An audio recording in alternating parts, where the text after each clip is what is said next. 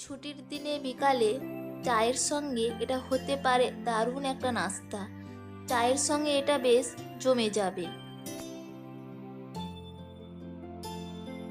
এই রেসিপির জন্য আমি 1 কাপ পেঁয়াজ কুচি নিয়েছি, একটা ডিম নিয়েছি, এখানে 200 গ্রাম মুরগির মাংস নিয়েছি, যেটা জল দিয়ে 5 মিনিট সেদ্ধ করে নিয়ে এইভাবে ঝুরিঝুরি করে কেটে নিয়েছি।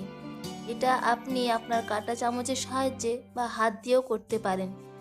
দিয়ে দিচ্ছি 3টে কাঁচা লঙ্কা কুচি। আমি এখানে ডালের গুঁড়ো নিয়েছি 1/4 কাপ। আপনারা চাইলে চালের গুঁড়ো, ময়দা বা বেসমও নিতে পারেন। দিয়ে দিচ্ছি স্বাদ মতো লবণ আর 1/4 চামচ হলুদ গুঁড়ো, 1 চামচ লঙ্কা গুঁড়ো, 1 চামচ ধনে গুঁড়ো দিয়ে দিলাম। হাত দিয়ে ভালো করে মাখিয়ে নেব। একদম কম উপকরণে এটা তৈরি হয়ে যায়।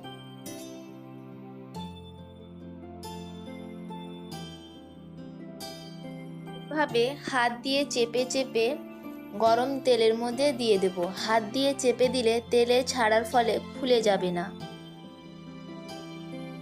সব দেওয়া হয়ে গেছে, মিডিয়াম আঁচে ভাজবো। মিডিয়াম আঁচে ভাজলে এটা বেশ মচমচে হবে, একটু ধৈর্য ধরে ভাজতে হবে।